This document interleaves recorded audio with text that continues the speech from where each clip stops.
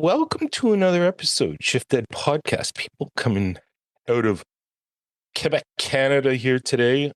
I'm reaching across our beautiful country to have a wonderful chat with Hannah Beach, who's an author, educator, amazing Canadian thinker, has written really good book, Reclaiming Our Children, which I think we should all reread over and over, and a great series for kids on I Can Dance. And we'll get into those because I can dance with anger, with all kinds of different ways. And also a great kids book called Sometimes I Feel That Way Too. And we're going to talk a little bit about the beginning of the new school year and some of the things that us younger preschool teachers, Cycle 1 teachers really need to keep at the forefront as we embark on new kids in our classroom, and just a few little important things to remember as we go through. So, Hannah, thanks so much for joining us today. I've really been looking forward to talking with you. Thank you, Chris. It's honestly my pleasure to be here with you. So, Hannah, I'd love kind of going back a little bit in time and just what are one or two moments that happened in your career that have kind of brought you to where you are today? I mean, obviously, writing a book must be a pretty big marker as well. And you had just alluded to that you'd co-authored it with Dr. Neufeld's daughter. Are there any other of those kind of like salient moments that you feel were really important that brought you to where you are today? Yeah, that's an interesting question because you can look back on at the time of your life when you're in it and you're doing things, you have no idea the impact. You're just living your life. And then you can look back and go, oh my goodness, that moment just took me from here and turned me right there, if that makes sense. Yeah, and totally.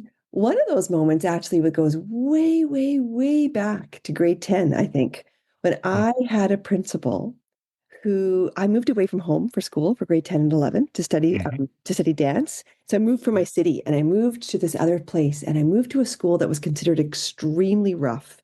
There was police in the hallways. Had been sexual assaults. They were considering shutting down the school. And the principal came into that school and said, just give me a few years. I'm going to turn it into an art school. And it was this really big mix, so that some of the kids were coming out of juvenile detention. Others were coming in from like other provinces who were, artists. And it was an extreme mix. And this principal made every single one of us feel welcome. At the time, I thought it was just me. Right. But he would call us into his office and he would say, oh, I haven't chatted with you for a while, Hannah. What's going on in your world? Tell me everything. I want to know it all. And he'd sit down and he'd offer us these little baby Cokes, which it was the 80s. So people drank Coke. You could give tiny ones. Exactly. The minis. There was something about him where I felt like I dreamt about that school for years afterwards. I'd never had a school before that or afterwards like it, which I think it was the juxtaposition against them that actually changed me to go, oh my gosh. No, if every school had felt like that, I would have thought it was normal. Does that make sense? Yeah. It was this a little moment where I actually think Mr. Mescal made me an educator. He made me realize what school could feel like and how someone could feel welcome. And that's where I think it started. That's and huge. I just bled. Yeah. Yeah, absolutely. And I mean, I love that answer because it's kind of leading to my first question. So our new school year's begun. Kids, we've been probably a month or so.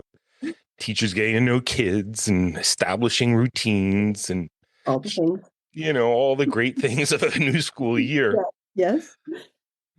What do you find are the most important things that teachers need to keep their eye on? And maybe we talk about all youth sector school to be aware of as they're kind of embarking on this new school year of how am I going to create the relationships that I need so that my class feels like they belong when they come in and have those similar feelings that you just alluded to in your intro here.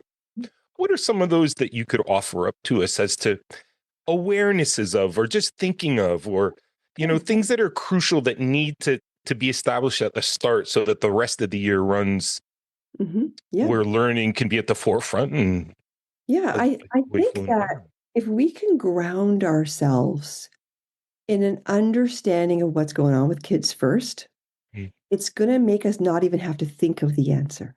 The answer will come. It's like if you had to pull strategies out of a hat because you have to get off this podcast. Okay, wait a minute. What did that lady say again? What did it's not going to stick. It actually has to hit our intuition. Does that make Mm. sense? Yeah. Where I'd Yeah. rather back that up a little bit. Like, because if you Yeah. just memorize something, I don't know, it's going to last like Right. whatever day, 2 days. Or if you just look at it as inspiration, like I don't know, I can listen to some amazing podcast or watch something, some amazing talk all about getting healthy. And then I'm like, yes, Mm. I'm going to do it. And I'm going to, change my diet and exercise, and 5 o'clock hits and I'm in bed eating chocolate, watching Netflix. It doesn't last, right? Right. I think that we have to ground Mm. ourselves first in why are kids so difficult right now? Mm. And if we can ground Mm. ourselves in that and understand it in an intuitive, where it's like, okay, I get it, the answer will come to us naturally every day. Mm. And I think Mm. right now we have an epidemic of aggression. We have more kids that are aggressive than we've ever seen in history. Kids are, kindergarten kids are like not first in line and they're just throwing themselves on the floor. Chairs are Mm. flying across classrooms. The number one cohort of teachers leaving the profession in Canada is kindergarten teachers. Yeah. We have an Oh. epidemic of anxiety all through the grades. We have also what we would say is an epidemic of shut down kids, which is shut down meaning kind of like, whatever, I don't care. Mm. Doesn't matter. Right. Hoodies Right. up, shrunken into their bodies, like no sense of curiosity or anything. Mm. Mm. And I think if we look at what's going on, there's a whole bunch of reasons. And in our book, we go into sort of three main culture shifts that happened that wreaked havoc, which Mm. changed us as teachers, changed us as educators. But one is those that we're living in a culture of disconnection right now. Right. Right. But the other is that we replaced play with entertainment. Mm. I'm going to say this again because we don't understand why these kiddos are showing up this way. We replaced play with entertainment, and entertainment is the in breath. It's the Right. and play is nature's out breath. Mm. The, and So well said. we have Love that. kids who Mm. are breathing in and in and in and in and in and in and in. Mm. And they're showing up into our classrooms and they're not coping. Mm. And so Mm. one of those things is if we think about that, and I don't want to get carried away here. I want to have this Right. conversation going back, so I don't want to answer you too longly, but too sort of in too long about a way. But we have kids right now they've lost what we would call, Dr. Gordon Neufeld coined this term, and I think it's a beautiful way, he calls it void moments, but basically it's just Right. boredom. The Right. time the kid just sits in a car and looks out the window and counts telephone poles, or I don't know, lies on a trampoline and watches the clouds change shape. Mm-hmm. But without void moments, kids aren't okay. Children Mm. fall into play in void moments, but also their feelings surface. And we have kids who are, many of their grown-ups are on devices 24/7 as well. Right. They're attachment hungry. They're not having their eye contact needs met. They're not eating together. Mm. They're not playing. They've lost it all. And then we wonder Right. what's going on. And so Right. this is actually the very first generation of children ever since the dawn of time, since humans have existed, that does not have a play-based childhood. Mm. This is the very first time this has ever happened, ever since humans have existed. So children aren't coping, but that means those of us that lead, love, and care for children are also struggling. Right. It's a blip Right. in time, and researchers are examining this period, and all the statistics are coming out, and it didn't go well. So Right. if we Right. can remember that, I think that instead of going, okay, what am I supposed to do to make my year go well? Intuitively, we would go, oh my gosh, these kids are free floating in their own universes. Many of them need a device in the car in the morning, doing breakfast in the morning. They're going to need a welcome. They're going to need some Yeah. contact. They're going Totally. to need me to intentionally reach towards them, to ground them in a hello, in a relationship. Right. These kiddos have a lot percolating inside them too. And they're going to, Totally. yeah. Well, and Gordon Neufeld also was I had mentioned before we hopped on that I had a great chat with him, and he was saying that instead of our young attaching to, you know, parents, uncles, and it's the higher level scale, he says they're attaching to peers, and the detriment that that's causing on them, because within a peer attachment, it's competition, it's judgment, it's like all of these anxiety ridden emotions that are getting Children weren't meant established, right? children weren't meant to take care of one another. Mm. They're meant to be Right. resting on their grown-ups. So like a child, for example, like when I was in school, like children change groups. You're like, I want to play with you today. I want to play with you tomorrow. Like Right. whatever, right? Like children have that Mm-hmm. right. Like children are growing and changing. They're not thinking of how to caretake each other's hearts because that's not their job. Right. Totally. And Yep. if I think about this, if my main attachment's my mother, Mm-hmm. and my mother said, Hannah, I don't want to be your mom anymore, it would be deeply wounding, as opposed to if a girlfriend said to me, I don't want to be your friend anymore. Well, that would hurt a lot, and I probably would still cry, but it Mm. wouldn't be as deeply wounding as if my main attachment told me they didn't want to be Right. attached to me anymore. Right. Many Right. children's main attachments are their peers. So by the Right. time they get to high school, it's like they've had 10 divorces or deaths. No, but That's, really, it's yeah. like because that No, was I see that. their main attachment. Children Right. should have friends are great, but friends aren't your main attachments. Friends That's are right. different than attachments. And so Is it in a void though of that, Hannah, that they just aren't having those relationships, those strong enough bonds to a parent or, a really, higher up adult? there's a lot of reasons that peer attachment's happening. One, right now, a lot of children have what we call attachment soothers, which are devices. That Right. makes it really hard for parents to get in because they're attached Right. to the dopamine that's Mm, flooding their brains. mm, So a lot of parents are like, I want to talk to my kid, but they're in their bedroom 24/7. I don't even know how to get in. mm. Uh, Devices were developed in the same way like the casino effect is with slot machines, in Yeah. that it's the randomness. So Mm-hmm. dopamine isn't given to the brain only when you get the thing. It's the expectation of it coming, Mm, right? mm. So we have kids who are very addicted to their iPads or cell phones. And so Right. it's we call those attachment soothers because a soother is something that might kind of like if you're a drug addict or an alcoholic or something, Mm-hmm. when you feel the need for it, you get it and you feel a little bit better, but it doesn't make you Mm-hmm. feel all the way better. It doesn't satiate you. You need Right. more. And so Right. kids need more and more and more and more. They'll never receive the benefit of the human vulnerability and relationship from an attachment soother like a device. Right. They're stuck on it. So parents are having trouble even getting in, if that Mm. makes sense. I can see. Yeah. Like, how do and also I think that It's hard to compete against, really. I mean, you're competing against a drug. yeah. Yeah. It's Yeah. you really Yeah. are. Yeah. And so, I mean, there's all sorts of things now. I mean, the World Health Organization has put out the age of 16 before Mm. children should have a smartphone. Right. Right. Children shouldn't be flooded with the world before they have a self. Right. We believe that eventually cell phones will have age limits on them, the same as drugs and alcohol. Already Mm-hmm. happened in Australia, but we believe Mm-hmm.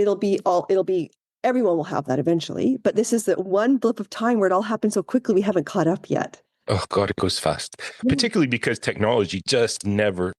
It's relentless. Like But the children, newest, the faster, the quicker, the more things out there. The and I'm not anti-tech. Tech's amazing. Like I have right. no problems with tech, but children aren't grown-ups, and their brains Mm-hmm. aren't our brains.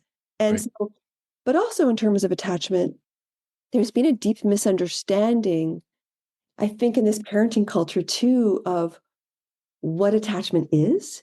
And so a lot of parents think it's just about being nice. Mm-hmm. And attachment, same with teachers, is not about being Right. kind. Attachment is who the child feels safe with, who they Yes. go to. And that requires firmness as well.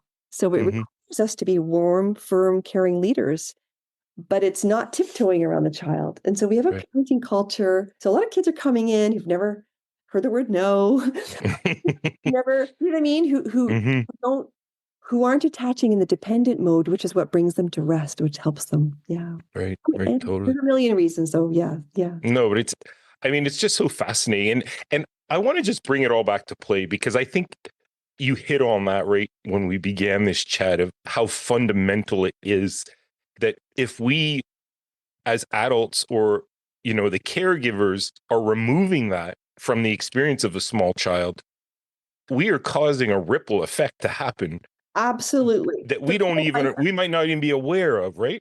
honestly, I see the whole ripple effect, like from what childhood loss, the loss of childhood play, all the way. If you look at young adults, you can see Mm, it's absolutely fascinating. I think the thing is mm, that a lot of people think of play as this sort of extra weird little thing kids do in their spare time, but mm, play is essential. And if it's the bulk of play is where children are digesting and processing their lives. And I'm going to kind of give this a little window in just for a moment, because a lot of people really, who cares? Like, big deal, big deal. It's a massive deal. Like, it's a big deal.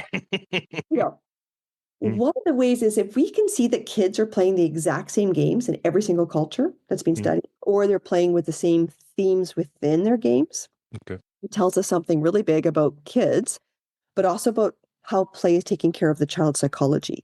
Because play takes care of emotion, and emotion drives behavior. So that's why they're all connected. So the study of kids' books gives us a window in, and I find this super fascinating. There's one theme in kids' books, maybe you can even guess if you want, but it's the most common theme in the entire world. For every culture that's been studied, it's the most common theme for kids ages about 4 years old, all the way up to around 16, which is an absolutely enormous span, if you think about it. The exact same thing you're interested in from 4 to 16. But I don't know if you want to guess. But anyways, I think chapter books, not skinny books, or movies. But I'll just tell you for the sake of time. But it's being orphaned is the most common theme in the whole world. Really? Yeah. I'm going to think about this. I'm going to tell you something. It's going to tell you something about anxiety and play and what's going on. Sorry, I just need a little cough. Just think about it for a moment. Like Harry Potter, Anne of Green Gables, Batman, Superman, Lion King, Bambi, Frozen, every Disney movie, Oliver, Annie, Bambi. Like, you could just go on forever. Like, children's authors do this. You want a bestseller, you just got to kill the parents. Like, let me venture off on my own. I'll find my way. But here's the thing. It goes back to what we were talking about at the beginning when you first asked me the question. Why? Why would children want to read books in which they've been orphaned or play games in which they've been orphaned? Because this is very common. A child's greatest need is attachment. Human babies, unlike lots of other mammals, would not survive without our attachments. We can't eat on our own. We can't walk on our own. We can't talk on our own. We don't learn to emotionally regulate until we've been regulated soothed by a caring adult tons of times when we've been upset. And so what happens is kids process it one step removed. It's not them who lost their parents, it's the character. And not only does the character survive, the characters thrive, like Superman. They fly, they can take care of the whole world, or Harry Potter, they're magicians. So these attachment thriving stories are deeply psychologically soothing to children. Walt Disney understood this intuitively, although he did go a little too far sometimes. Like in Bambi, he shot the mother right in front of us. That was a lot. Yeah, I still traumatized from some Disney movies. Take me out of the theater for that. So that might have been one step too far. But the point is that children need to process big things one step removed. Play is one step removed because it's not for real. So it's protected in a bubble, just like stories are. It's one step removed. And so this place where you process and digest your world, if you don't get to process anxiety, you just have it. If you don't get to process your frustration, you're just aggressive. And so I'm the youngest of 9, plus I had 11 foster brothers and sisters growing up. Giant family. I would have come home from school, been given a snack. My mom would have said, now you go out to play. She didn't ask me. If I said, I don't feel like it, she was like, this wasn't a democracy. I wasn't asking you. Out. Out. You can come back in at supper time. My mom wasn't reading books on the psychology of play. There were no books on the psychology of play because they didn't need to be written because we were all playing. So we would have been practicing courage for hours a day without our grown-ups. We knew where our grown-ups were, should we need one. We've been riding our bikes, climbing trees. We would have been what we look at now, what researchers now understand is we were calibrating our alarm systems by repetitive low-stakes risk. We now overprotect kids in the physical world and underprotect kids in the online world. And we have the most anxious generation of kids we've ever seen. Yes, I see that. Their systems were meant to be for hours a day, releasing frustration, digesting fears, calibrating. And not only did we take away the place where kids are calibrating their alarm systems, where they're, riding their bikes and climbing the trees and doing all the things, we actually turned play into performance. Like if you look now at the average family, and I'm saying this in jest, but my heart goes out to families. Like I was walking a few months ago by a park in Vancouver. I was watching the people in the park and all the parents were right behind their children. Okay. this is a generational thing. This is not how, when I went to the park, my parents, I don't even know if they knew I was there. Right. Right. Okay. And there was this kid going down the slide. I'm not kidding. I don't think this child was not a toddler. This child was like maybe 8 or 9 years old. The mom's at the bottom of the slide and she's going, good job. Good job. I'm thinking it's gravity. Like the kid. Right. And do you need like congratulations in play? You know, do you need reinforcement that you're doing a good job playing? Well, Ms. Chris, with that. And of course, I know that mother was being loving. I don't want to in any way say she wasn't. I know she was, but here's the problem. Like we didn't trust nature. We got in nature's way. We didn't think play was doing its work. So we felt like we had to help. The problem with that is that when you congratulate a child for playing, they start to do it for you. You get a child who will be on the swing going, watch me, look at me. Did you see me? Was it good? Am I good? So we've developed what's called pursuit behavior. So children are trying to get us, they're now wanting us to watch them rather than receiving the restorative healing effects of being inside that experience simply because it felt good. Right. For us. And so we've got this sort of backwards, with the best of intentions. Sure.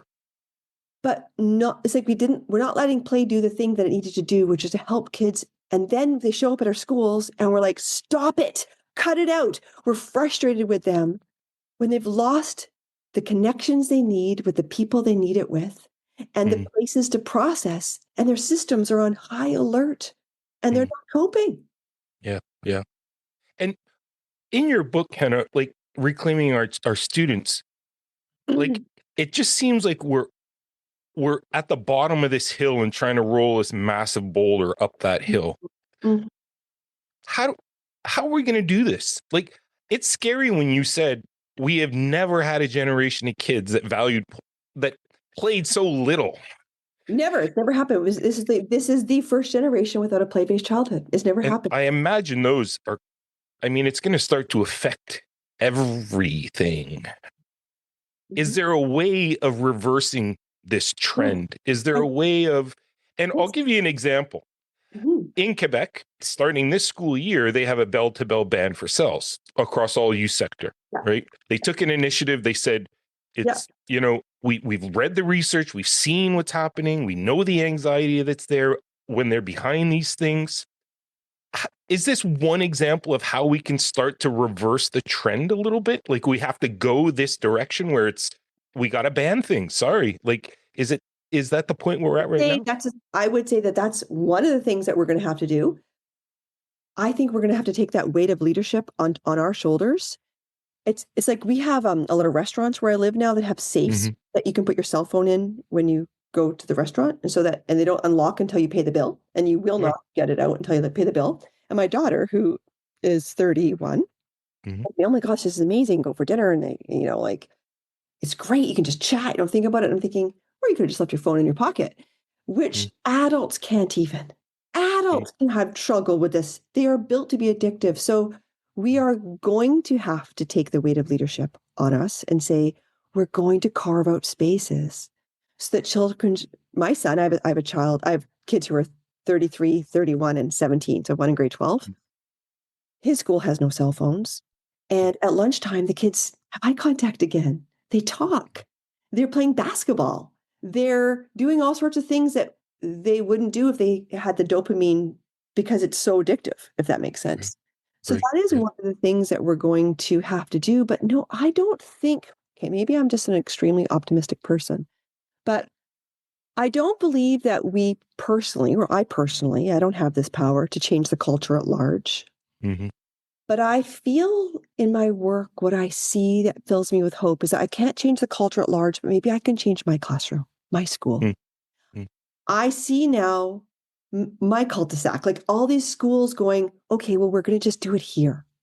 And I used to give professional development or a keynote for a school board or whatever, but not the parents. I say 99% now, if I go to a school, I have the parents at night. They're like, we're going to do this together. We need to do this together. Because it's like, we're this culture right now that's obsessed with self-care, honestly. And I'm like, really, there's only so much a hot bath is going to do for you. Like, like we need to go back to looking at how are we coming together as people to do this together and not in silos. Like, and I'm feeling heartwarmed, I guess, because I don't know if you know, and I'm not saying this to like, I don't know, be egotistical. I'm saying it because it genuinely brings tears to my eyes when I think about it. But Tamara Nar's book hit the #1 Globe and Mail's bestseller list in August. That's just last month. Congrats. Thank you. But for me, the reason I'm bringing it up is that that's almost unheard of for a book for educators. Like my publishers were saying, we've never seen, like, I mean, Mark Carney's book's second, right? And this book's first. Like how? Like how does this niche developmental relational book hit a bestsellers list? Well, it tells me two things because it's not common. I knew, when I wrote my book, maybe my mom will read it. Most people don't read books that are this niche. You know what I mean? Like, how does this happen? It happened because it's saying kids aren't coping right now, but it's telling us more than that. It's saying educators are the one creating the change. If educators are coming together in that volume, they're the ones stepping up and saying, because families might have 1, 2, 3, 4 kids, educators have 30 at once. They're like, we can't do this actually. Like how we actually need to make change. And so they're stepping up and saying, it's not working. Whatever we were doing before, telling kids to stop, I wish it worked, but it doesn't work. It doesn't work. You can't force growth. And so for me, that question made me think of that. It made me think of, well, look what just happened in August. Like, look at all the people moving to this. It's like people now feel like they're part of a movement. Like, I agree with you on that. I'm part of something. We're going to rethink recess. Like, I partner with a lot of school boards, and they're doing, the Ottawa Catholic School Board has a new pilot project called Rethinking Recess. So like, we can't change our instructional time. Let's harness the time we already have. Let's have loose parts outside in the playground so kids can draw logs or build things. The irony is, it's like we're recreating freedom. It's like we're scheduling freedom. You know what I mean? We're giving nature a little helping hand because nature's like that's what Gordon had mentioned. He's like, nature will take care of the kids growing up and, they'll grow. We don't need to get in the way of that, but we kind of have, in the sense that we're stopping certain things from happening that are in the natural growth of a human. That's right. But I love too the idea that you said about your book, and that there's an awareness, I think, more now than ever before about where we're at and the importance not only of play, but outdoors. More and more, I'm getting requests from teachers in schools for more outdoor education. What is it? How do I do it? How do I start? Exactly. And it can be in an inner city school in a cement playground. You don't have to have woods. Because people sometimes feel overwhelmed thinking, but I don't have all that. There's this great school right now that I've been following online. They post almost every day. And it's an inner city school in Ottawa. And I think it's called St. Bernadette's. But they're posting all their play stuff. And they just bring big bins out of a lot of milk crates. Yesterday, they went to Home Depot and they bought like these massive plastic tubes and milk crates. And kids are building spaceships and all these before they were just standing on the playground.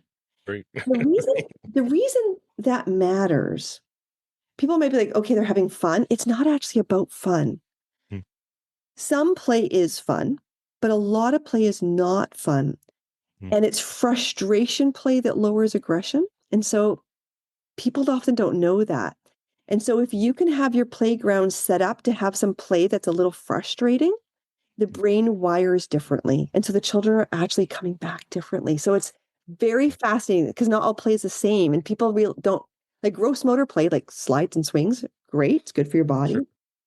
But it doesn't change aggression in the same way. Right. So, I love loose parts. I mean, particularly outdoor loose parts, the tires and the gutters and it's so you fun. build it, it falls apart. You build it, it falls apart. And it's driving you crazy because it won't work. And sometimes, like I remember with my youngest kid he was really obsessed with Lego. And he'd be trying to build something, but he couldn't get it to look like the idea he had in his mind. Tears pouring down his cheeks while he was building. And Would you say he's having fun? No, he's crying when he's playing. Is he engaged? Yeah, 1,000%. That's why under the definition of play in psychology, the word fun's not there, but the word engaged is. Mm-hmm. And the reason that matters is because his brain is teaching it himself. Like in play, the kid goes, oh, I want to build a fort or a Lego or whatever, draw a picture, whatever the thing is the kid wants to do. No one's making them do it. It's their own self making them do it. And so what happens is the play hooks them in, then they'll work very hard to master the thing, maybe having tears and being really frustrated. But no adult was going, you can do this. I don't care whether my kid's playing Lego.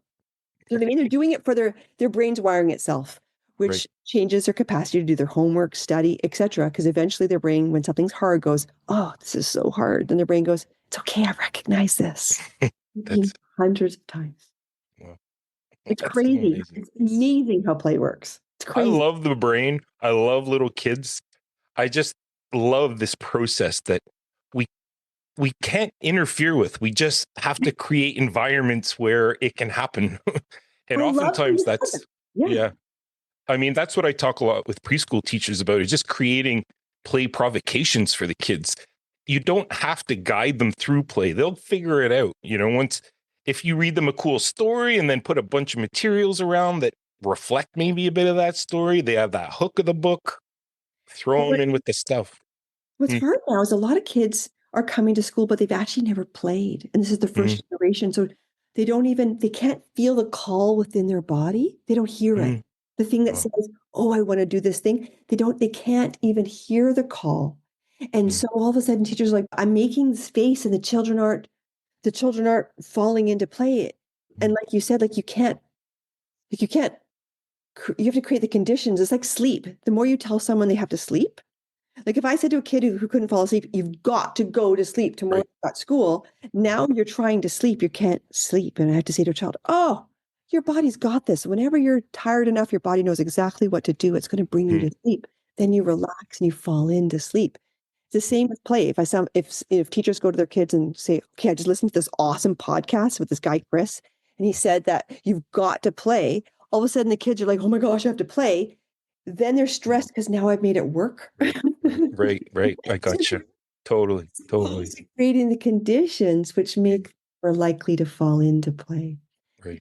Creating those rhythms where it happens sort of on similar times each day, where if the child says, I'm bored, I don't know what to do, and just think, oh, your body's got this. Just give it some time. Maybe you need to roll around the grass for a little bit, be bored for a bit. But eventually an idea is going to come because you are filled with ideas. It might not be there right now, but I promise you it's going to come eventually. Yeah. I totally see the boredom thing too, because oftentimes my kids would use that line because I wouldn't let them have screen. They're like, oh, I'm bored. I don't know what to do. I'm like, good. Just sit there. What did you call that? A moment? I wrote it down. Go lie in the grass just go roll around the grass for a few hours. Void moments. There we go. Where that's fine. Just sit there and think about maybe what you want to do, maybe. But no, you're not going to get the screen. Yeah. That's, And we know that there's biological cues that actually help children fall into play. And so what's fascinating about that, and I do a lot of work with Britannica Education, like helping them with their Head Start programs. And I help preschool and Head Start programs sort of look at, okay, so if the kid won't fall into play or they've never played and they don't know how to fall into play, if the adult's body's in a flow state, so if the adult's body is gently occupied but emotionally present. So let's say you're cooking, chopping things, chopping carrots, stacking books in the classroom, cleaning, folding laundry, etc. But you're able to be present to the child, like they could walk up to you and ask you a question and you could look them in the eye and answer them. There's a biological safety cue for the child to play. If you reverse that and you're just sitting on a couch and you're just sitting there present, but you're not occupied, that looks like it's time to chat with you, which is wonderful. And maybe that's a great time to have, read a book to a child or chat with them. But if you're trying to get the child to play, that's not going to work. Same as if you're on a computer or a phone. If I'm on a computer or a phone and I'm typing away and I'm busy and a kid comes up to me to ask a question, it will take me a moment to go, sorry, what did you say? Because I'm pulled in too far. That's why when we tend to get on phones or computers, a child will stick to us like glue because their alarm systems are notified that we've been pulled past their awareness. Mm. And so if we want to get kids playing and they're struggling, we just kind of have to get into our own mirrored flow state. Stacking books, clean up the classroom. Or if we're outside, we're raking, we're piling, we're cleaning up the pine cones, we're washing down some things. And then the children may come to us and you can help me out. You're welcome to join me. If you don't feel like helping, you can go find your own thing to do. They're more likely to go play nearby in their equal mirrored flow state. Amazing. It's so cool. It's crazy. I mean, it must be because since the dawn of time, we had to like get on with the busyness of life. Like, run gardens and hunt and gather, and children would have had to play right nearby. So there's a safety in seeing that their adult's body is in its own flow state. Right. I imagine too, that's like the beginnings of attachment as well. Like you're attached to that adult, you know that you're safe so that you can now go and focus on your work as exactly. That's as exactly it. And the younger the child, the more they're going to come in and out of their play to have a hug or say hello and then move back to play. And as the children get older and older, those play periods become longer and longer. But toddlers, for example, are coming back and forth the whole time. Right. And this has been outstanding. I'm so happy that you took me up on this invite. So many things. My head again is buzzing. I'm glad I have the weekend to process. We could just go on, and this is just, I want to respect our time.